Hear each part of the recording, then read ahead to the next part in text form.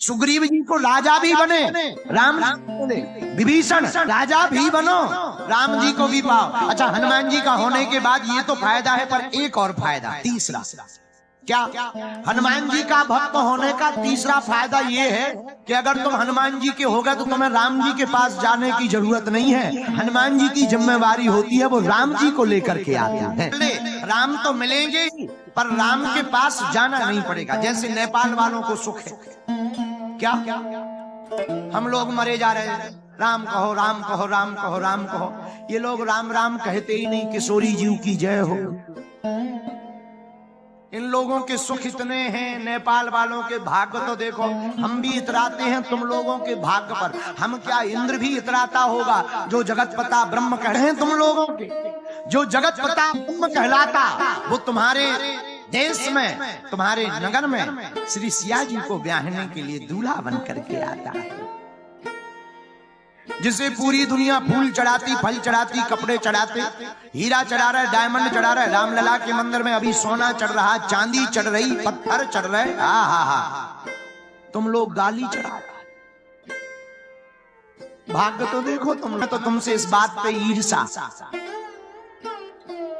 लेकिन कैसे भी हैं, सच कहें आहा, आप लोग भी कम नहीं हो। पर जो बात चल रही उसी से जुड़ी मिली बात है। तुम लोगों ने भगवान नहीं पाए, पर जिसकी हम बात कर रहे वो तुमने पाई। सियाजू है भक्ति, तुमने भक्ति के यहाँ पर जन्म लिया है और भक्ति ने यहाँ प्रकट हुई है, तो भगवान को तो आना ही पड़ेगा। और साधक के हृदय में भक्ति के जागते ही पर भगवान के पास जाना नहीं पड़ता, भगवान को चल करके भक्त के पास आना पड़ता है। समझ में आई?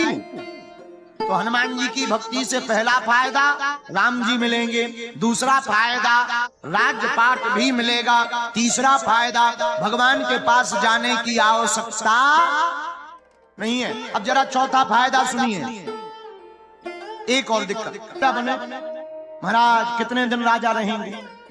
राजपाट थोड़ी हमें पाना है कितने दिन राजा रहेंगे। कोई गारंटी हो, लिखा पड़ी हो, डेट साइन करके दो कितने साल रहेंगे। और फिर गति क्या होगी मरने के बाद? करो कल्प भर राज तुम, एक कल्प तक राज करो, एक दो दिन नहीं। करो कल्प भर राज तुम, मुहि सुम राज करो। तुम्हें ना ध्यान करना है, ना पूजा करनी, ना जप, ना तब। मुहि सुमिरहि मन माहि,